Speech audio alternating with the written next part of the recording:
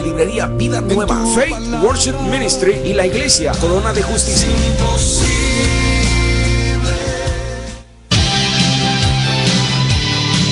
Radio Visión y la librería Vida Nueva presentan su siguiente programa.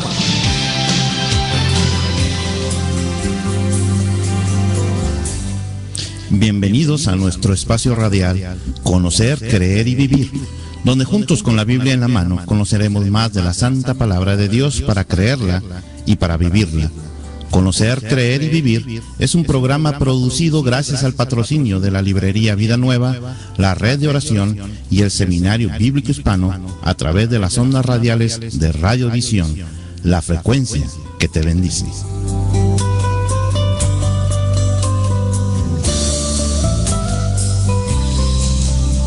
Saluda a la profesora Marta Polo Kohler. ¿Cómo han estado? El pastor Oscar Salinas está delicado de salud, así que desde aquí le enviamos un saludo y la seguridad de nuestras oraciones por su propio restablecimiento. En esta época del año, en esta ciudad de Chicago, tenemos que enfrentar enfermedades virales, enfermedades también respiratorias, pero sabemos que con la gracia de Dios y la ayuda de un buen medicamento podemos salir adelante y el Señor, ¿verdad?, nos mantiene fortalecidos. Bueno, desde aquí entonces, Pastor Salinas, esperamos que pronto se restablezca. Queridos hermanos, este día en compañía de todos ustedes vamos a considerar la última parte del capítulo 15 del libro de los Hechos, y para hacerlo vamos a empezar a leer desde el versículo 32 al 41. El día lunes terminamos lo que conocemos como la narración del concilio de Jerusalén. Vimos por qué se había provocado este concilio y la necesidad que hubo de que Pablo y Bernabé viajaran a Jerusalén y otras personas más enviadas por la iglesia de Antioquía para resolver el problema que estaba sucediendo en ese lugar. Y si ustedes no mal recuerdan, hablamos de que había un problema muy grande. En el versículo 1 del capítulo 15 nos dice con claridad que algunos que venían de Jerusalén enseñaban a los hermanos que era necesario que se circuncidasen para poder ser salvos. Y esto causó mucha preocupación, tal vez cuestionando la gracia de Dios, poniéndola en tela de juicio, porque entonces ahora para salvarse era necesario circuncidarse. Y vimos que esto llevó a tal desacuerdo que decidieron entonces la iglesia en común, toda la iglesia junta decidió enviar a Pablo y a Bernabé y a otras personas más a Jerusalén para tratar este asunto con los apóstoles. Y estando en Jerusalén, la iglesia se reunió y realmente pudieron tratar este asunto. Los apóstoles, los ancianos, los líderes de la iglesia, todos tomaron participación de este debate. Me parece que es un debate teológico muy interesante, donde también dentro de la misma iglesia en Jerusalén se levanta un grupo de fariseos. Dice ahí también algunos, y puede usted notar en el versículo 1 del capítulo 15 que dice algunos que venían de Jerusalén, pero también en el versículo 4 del mismo capítulo 15 usted puede leer y dice, y fueron recibidos, ¿verdad?, por la iglesia, los apóstoles, los ancianos refirieron todas las cosas que Dios les había hecho a través de ellos. El versículo 5 dice, pero algunos de la secta de los fariseos. Entonces esto nos llama la atención porque en los dos versículos, tanto en el versículo 1 como en el 5, dice algunos, o sea, no todos los que han sido fariseos y se han convertido al cristianismo son de tipo legalista. Están diciéndole a los nuevos creyentes, ustedes se tienen que circuncidar, tienen que seguir la ley de Moisés, porque si no, no pueden ser salvos. Solamente nos dice ahí con claridad el pasaje, algunos. Y eso el lunes pasado veíamos con el pastor Oscar en la consideración de este pasaje, que es verdad, que a veces no es toda la iglesia, sino son algunas personas que están en descontento con algunas prácticas, con algunas enseñanzas, con la forma de estilo de alabanza, con la forma de llevar la administración de la iglesia, pero son algunos, y por eso es necesario que podamos entender que hay modelos muy buenos para poder nosotros resolver estas situaciones. El modelo que nos presenta el capítulo 15 es que se reunieron en lo que era considerado, o sea, las personas fundadoras a quien el Señor Jesús les había dado la orden, allá en Hechos 1:18, pero recibiréis poder cuando haya venido sobre vosotros el Espíritu Santo y me seréis testigos en Jerusalén, en Judea, en Samaria y hasta el último de la tierra. Entonces Pablo y Bernabé recurren a ellos juntamente con el resto de la iglesia y se resuelve el asunto. Y entonces vimos que la iglesia de Jerusalén envía a 2 personas de su equipo juntamente con Pablo y Bernabé para que puedan entonces consolar a la iglesia antioqueña y decirles no es necesario que se circunciden, sino que lo único que les pedimos son 4 cosas. Y ellos dicen, ¿verdad? De boca de Jacobo, que era el líder de la iglesia en Jerusalén, de la boca de Jacobo, no el apóstol Jacobo, porque ustedes se acuerdan que el apóstol Jacobo ya murió, o sea fue decapitado, fue martirizado por Herodes, pero este Jacobo es ahora el líder de la iglesia y se refiere al hermano del Señor Jesucristo. Y les dice en el versículo 19-20, por lo cual yo juzgo que no se inquiete a los gentiles que se conviertan a Dios. O sea, no se debe realmente inquietar a los gentiles, sino que se les escriba que se aparten, y ahí menciona cuatro cosas: se aparten de la contaminación de los ídolos, de fornicación, de ahogado y de sangre. Muy bien, entonces lo que está diciendo que se aparten de contaminación de los ídolos, todo aquello que ha sido ofrecido a los ídolos, animales, comida, ofrendas de harina, cualquier otro tipo de ofrenda hacia los ídolos paganos, totalmente les dice Jacobo, este líder de la iglesia, no deben de tomar de ello. De fornicación, obviamente de impurezas sexuales, de una vida licenciosa, de una vida que tiene libertinaje sexual, también les dice no deben de vivir en eso. Y de ahogado, ¿qué quiere decir eso de ahogado? Bueno, de animales estrangulados. O sea, de acuerdo a la costumbre y por higiene dentro del pueblo judío, nunca se estrangulaban los animales. Cuando eran sacrificados no eran estrangulados, sino que debidamente eran sacrificados. De tal manera que cada animal que era sacrificado para el alimento de las personas, no tenía que ser estrangulado, sino que tenía que ser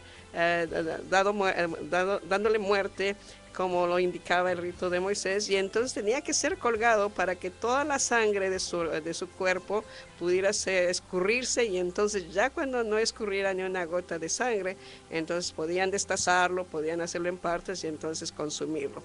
A eso se refiere. Y de sangre, obviamente se refiere al consumo de cualquier tipo de sangre. Así que esas 4 recomendaciones son las que hace Jacobo a los nuevos creyentes, pero dice no tenemos por qué inquietarlos.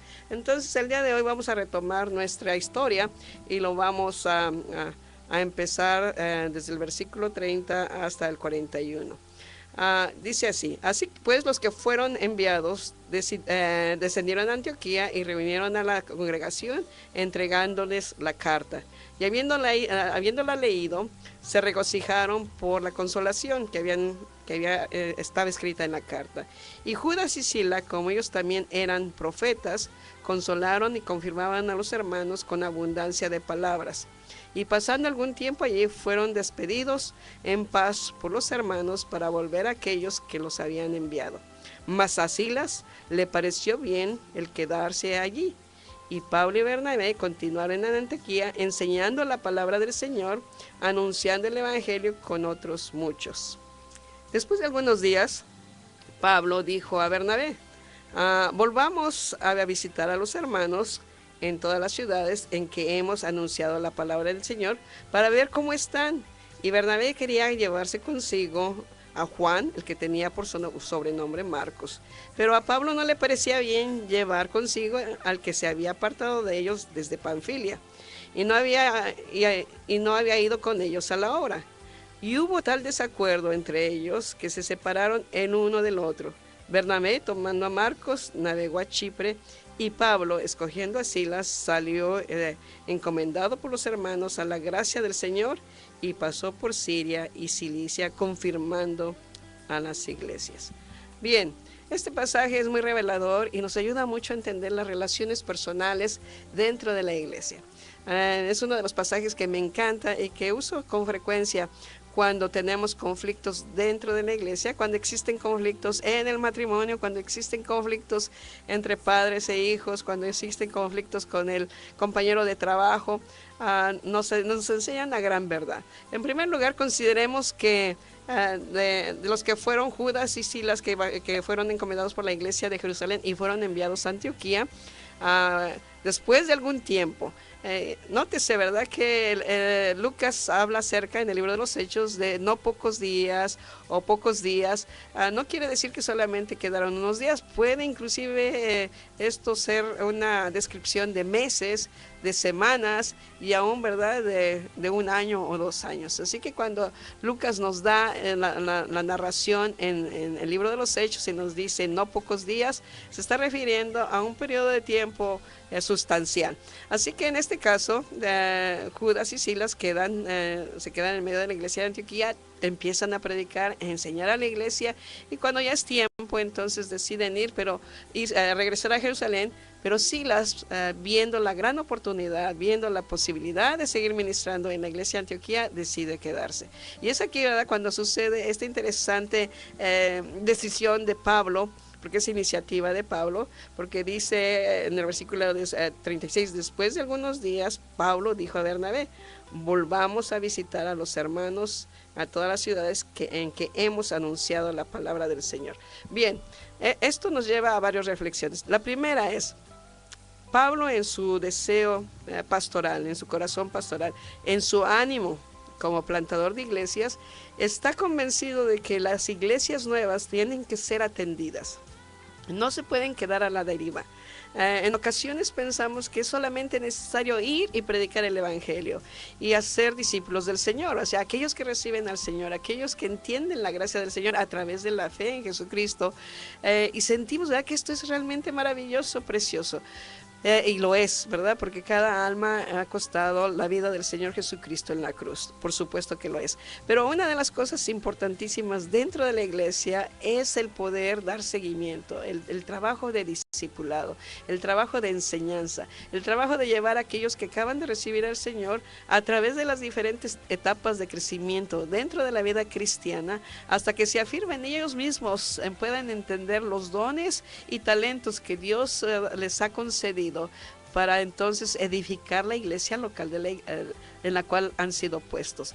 Bueno, Pablo tenía esa necesidad de decir, tenemos que visitar estas nuevas iglesias que llegamos, plantamos, a varios se convirtieron, establecimos ancianos, establecimos personas que estuvieran al frente de la iglesia, pero es necesario vigilar la doctrina, la enseñanza, o sea, las relaciones que están teniendo, y por eso Pablo le dice a Bernabé, pasemos, ¿verdad?, a visitar a los hermanos en todas las ciudades. O sea, no es solamente plantar la iglesia. La estrategia de Pablo y de Bernabé no solamente fue ir y plantar la iglesia y dejarla ahí, no, sino era realmente estar al pendiente de ellas. Y como lo vamos a ver más adelante en las epístolas, las cartas que Pablo le escribe a estas iglesias tienen toda la intención de enseñar, de guiar y de instruir para las iglesias que vendrán después. Así que cuando nosotros abrimos las cartas de Pablo, las llamamos con mucho tino, ¿verdad?, las cartas paulinas, pero también son cartas de la vida de la iglesia, cómo conducir a la iglesia del Señor. Y Pablo tiene esa carga. Y miren lo que sucede en el versículo 37. Y Bernabé quería que llevasen consigo a Juan, el que tenía por sobrenombre Marcos. Pero Pablo no le parecía bien llevar consigo al que se había separado de ellos desde Panfilia y no había ido con ellos a la obra. Bien, miren, aquí hay un pequeño desacuerdo. Vamos a ver cuál es el conflicto que se genera entre Pablo y Bernabé. Nótese, ¿verdad?, que no es un conflicto intrapersonal.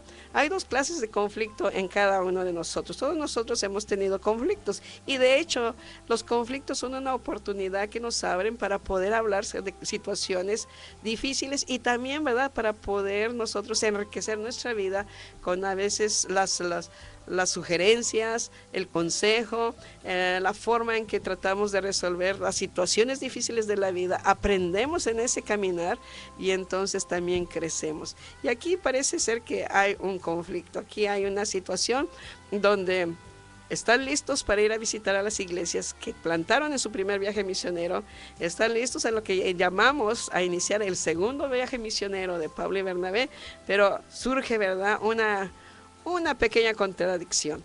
Bernabé quiere llevar a Juan Marcos. Juan Marcos, de los historiadores dicen, era primo de Bernabé. Y ustedes saben que pues Juan Marcos era una persona joven con el ímpetu, ¿verdad? Tal vez se emocionó en el primer viaje misionero, tal vez fue uno de los que levantó la mano y dijo, yo quiero ir con Pablo y Bernabé, yo quiero acompañarlos a este viaje misionero. Yo tengo, ¿verdad?, un espíritu también aventurero. Tal vez no lo dijo así, pero tal vez lo pensó. Pero cuando empezó a ver las dificultades, cuando empezó a ver el rechazo de algunos de los fariseos, cuando empezó a ver que también la vida peligraba, ¿se acuerdan que varias veces quisieron apedrear a los misioneros? Él dijo, bueno, yo creo que esto no es para mí, y entonces abandonó a Bernabé y a Pablo en Panfilia y regresó a su casita, regresó a los brazos de mamá. Pero miren, qué interesante, ¿verdad? Porque Bernabé todavía ve el potencial que tiene Juan Marcos, el potencial que tiene este joven discípulo. Dice, llevémoslo, porque a lo mejor, ¿verdad?, la primera vez fue miedo, intimidación, tal vez la inexperiencia, pero ha crecido durante este tiempo, ha entendido la gracia de Dios, ha entendido el llamado de Dios, y quisiera yo, ¿verdad?, que le diéramos otra oportunidad para que venga con nosotros. Y vean cuál es la reacción que tiene Pablo. Dice, pero Pablo no le parecía bien llevar consigo al que se había apartado de ellos desde Panfilia. Y entonces dice, no, si él no fue en el primer viaje misionero, no podemos llevarlo. ¿Qué va a hacer? Nos va a estorbar, se va a querer regresar. En cuanto vea que vienen las amenazas de apedreo, nos va a querer abandonar. Por supuesto que no lo quiero llevar. Y miren, esto no quiere decir, ¿verdad?, que había una enemistad entre Pablo y Bernabé. Jamás debemos de pensar eso, porque no fue así. Simple y sencillamente había puntos de vista bien diferentes. El punto de vista de Bernabé era, Juan Marcos es joven, démosle otra oportunidad, extendamos la gracia sobre él. Y Pablo, ¿verdad?, diciendo, no, este joven realmente nos abandonó, no es que no tenga gracia con él o falta de amor, eso no es que no quiero que la gente de las nuevas iglesias, el ejemplo que pueda dar Juan Marcos sea un ejemplo negativo para las nuevas iglesias. O sea que los dos tenían un punto de vista válido y empezaron entonces esa discusión. Y miren lo que dice el versículo 39. Y hubo tal desacuerdo entre ellos que se separaron el uno del otro. Bernabé, tomando a Marcos, navegó a Chipre, y Pablo, escogiendo a Silas, el que había llegado de Jerusalén, ¿se acuerdan?, que había llegado a consolar a los hermanos de Antioquía, salió encomendado por los hermanos a la gracia del Señor y pasó por Siria, Cilicia, confirmando a las iglesias. Muy bien, dice aquí una palabra interesante, y hubo un tal desacuerdo entre ellos. Miren, la vida, como les mencionaba hace un momento, está llena de conflictos. De hecho, los conflictos nos ayudan a crecer, nos ayudan a entender, nos ayudan a ser tolerantes los unos con los otros, nos ayudan a darle la bienvenida a la manera en que otras personas ven cierta situación. Y por eso cuando pedimos consejo y cuando estamos en desacuerdo, no tenemos que realmente dejar de dialogar, sino que poder llegar a un acuerdo. Y entonces, ¿verdad?, en el caso de Pablo y Bernabé fue, bueno, no nos podemos poner de acuerdo. Entonces Bernabé dijo, bueno, yo me llevo a Marcos, y me voy para Chipre, o sea, regreso para mi ciudad natal. Ellos eran del área de Chipre. Y Pablo dice, no, yo me llevo a Silas. Y dice aquí muy interesante que la iglesia antioqueña, o sea, encomendó a Pablo y a Silas a la gracia del Señor, y entonces regresaron por las iglesias que ellos habían fundado en Siria y en Cilicia. Déjeme decirte una cosa interesante. Hace un momento mencionaba que hay dos tipos de conflicto: el conflicto intrapersonal y el conflicto interpersonal. El conflicto intrapersonal es aquel que nosotros tenemos con nosotros mismos. ¿Por qué? Lo llamamos intrapersonal porque está dentro de nuestra persona. Y en ocasiones tenemos inseguridades, tenemos miedos, tenemos nuestras propias excusas para no hacer las cosas, nuestras propias tal vez formas de pensar para no cambiar nuestras maneras de hacer las cosas. Y tal vez juzgamos a los demás con nuestra propia manera de pensar. En ocasiones, cuando hemos crecido, hemos mantenido la impresión tal vez de unos padres que nos maltrataron, de una maestra o tal vez de nuestros amigos en la niñez que nos dijeron que éramos inútiles, que tal vez, ¿verdad?, no servíamos para nada, que para qué estudiábamos si éramos unos burros. Y alguna maestra, ¿verdad?, o algún maestro en la secundaria, todavía en nuestros pueblos, aquellos que todavía acostumbran a poner esas orejas de burro a los niños, y esas cosas se quedaron en nuestro corazón y están ahí presentes. Y Dios, ¿verdad?, por su gracia nos ha salvado, hemos entendido su misericordia, su amor, su cuidado, pero todavía seguimos, ¿verdad?, pensando, ¿seré verdaderamente ese burro? ¿Seré esa persona inepta? ¿Seré esa persona que no sirve para nada? Y nos damos cuenta de que no, pero todavía no seguimos creyendo esas situaciones. A veces cuando vamos a una iglesia tal vez no se nos da la bienvenida porque la iglesia no está tan organizada para tener un grupo que nos dé la bienvenida, o tal vez, ¿verdad?, nos encontramos con un colega ministerial y no nos saludó porque iba muy distraído y pensamos, seguramente, ¿verdad?, es porque no me tiene buena, no me quiere, no me acepta como soy. No piense eso. Eso se llama problemas intrapersonales, están dentro de nosotros y puede ser que sean tremendas mentiras que nosotros a través del tiempo nos hemos creído y luchamos constantemente con ellas. Así que no sé, ¿verdad?, cuál era el problema intrapersonal que Bernabé tenía para pensar, ¿verdad?, que Juan Marcos era útil. Y por supuesto que tenía un elemento de gracia ahí muy grande, donde decía, hay que darle otra oportunidad a este muchacho. Pero Pablo, consciente de que tal vez podría ser de no muy buen ejemplo, entonces se niega a llevarlo. Bueno, entonces surge el problema interpersonal. El problema interpersonal es aquel que se da, el conflicto interpersonal se da entre dos personas y más personas. O sea, siempre que hay otra persona con la cual diferimos de puntos de vista, de puntos de opinión, tal vez, ¿verdad?, aún en situaciones de interpretación bíblica, y empezamos tal vez, ¿verdad?, a discutir, eso es lo que se llama conflicto interpersonal. ¿Por qué? Porque es entre personas. Así que si yo tengo un conflicto intrapersonal dentro de mí y además de eso, ¿verdad?, la persona con la cual me estoy relacionando me recuerda ese conflicto, es muy probable que el conflicto ahora lo convierta no tan solo en conflicto intrapersonal, sino también en conflicto interpersonal. Bueno, a mí me gusta lo que dice la Escritura.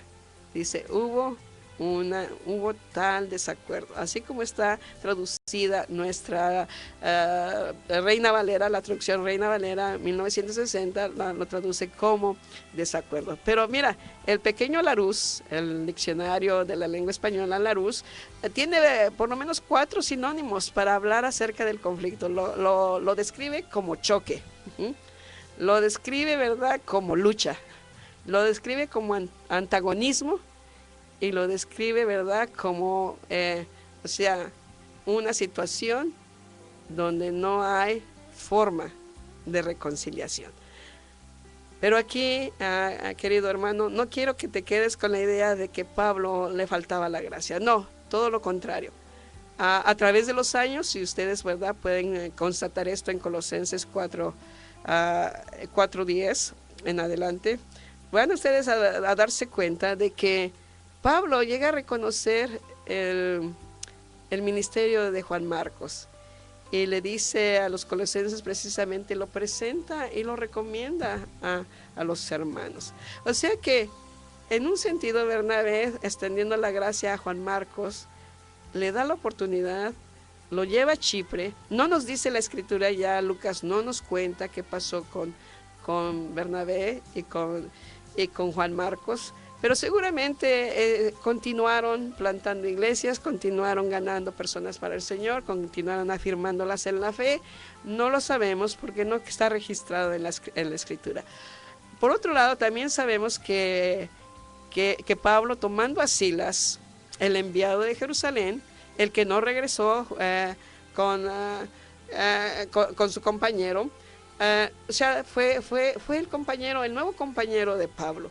Y de esa manera podemos ver que en la gracia de Dios y en la misericordia y en el plan permisivo de Dios, estos dos hombres de fe, a quien Lucas, a ambos, tanto a Bernabé como a Pablo, llama apóstoles. Fíjense que no llama a Silas apóstol, ni mucho menos a Juan Marcos lo llama apóstol, pero a Pablo y a Bernabé hace mención de que ambos son apóstoles. Bueno, estos enviados del Señor, estos misioneros, departen en caminos diferentes, y yo estoy segura, ¿verdad?, que la gracia de Dios y la extensión del Evangelio se multiplicó a causa de este conflicto. Por supuesto, Pablo y Bernabé entendemos que no tenemos tampoco registro, pero entendemos de que se reconciliaron. Podemos ver cómo aún en medio de esas situaciones que aparentemente son de conflicto, la gracia de Dios, el amor, la fraternidad y también la gracia sobre aquellos que pensamos que son menos capaces que nosotros puede traer un fruto espiritual. Así que gracias por haber estado esta tarde con nosotros y les invitamos para que el próximo lunes, con la gracia de Dios, podamos estar con ustedes en otro programa de Conocer, Creer y Vivir. Hasta la próxima.